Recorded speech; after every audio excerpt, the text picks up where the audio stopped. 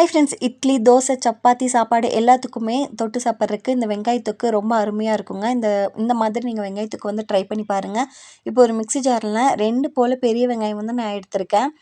நீங்கள் உங்களுடைய குவான்டிட்டிக்கு ஏற்ற மாதிரி நீங்கள் வந்து வெங்காயத்தை ஆட் பண்ணிக்கலாம். இது கூடவே கல்லுப்பு 1 டேபிள் ஸ்பூன் அளவு ஆட் பண்ணிக்கிறேன்.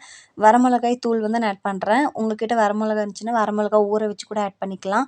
ஒரு குட்டி நெல்லிக்காய் சைஸ் அளவுக்கு புளி எடுத்து அதை வந்து கரைச்சி எடுத்து வச்சுருக்கேன். இதையும் இது கூட ஆட் பண்ணிக்கலாம். இதை வந்து இப்போ நல்லா பிளெண்ட் பண்ணி எடுத்துகிட்டு வந்துடலாம்.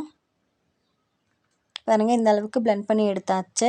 இப்போ ஒரு கடாய் வச்சுருக்கேன். இது வந்து கடாய் சூடானதுக்கப்புறமா தேவையான அளவு எண்ணெய் வந்து ஊற்றிக்கலாம்.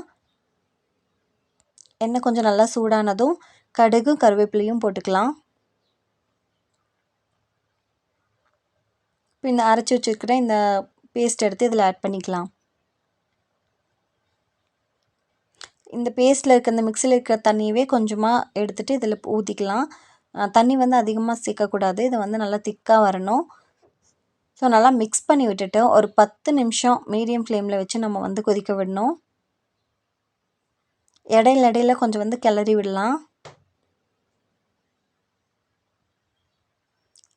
இப்போ பாருங்கள், ஒரு 10 நிமிஷத்துக்கு அப்புறம் நம்ம விட்டுட்டோம் அப்படின்னா இந்த மாதிரி நல்லா கெட்டியாக இருக்கும். ஸோ இது வந்து ரொம்பவே அருமையாக இருக்கும். நீங்கள் வந்து இட்லி, தோசை, சப்பாத்தின்னு சாதம் எல்லாத்துக்குமே நீங்கள் சாப்பிட்லாம். ரொம்பவே ருசியாக இருக்கும். மறக்காமல் ட்ரை பண்ணி பாருங்கள். நம்ம சேனல் பிடிச்சிருந்தா இந்த வீடியோக்கு ஒரு லைக் போடுங்க. நம்ம சேனலுக்கு சப்ஸ்கிரைப் பண்ணிக்கோங்க. தேங்க்யூ ஃபார் வாட்சிங்.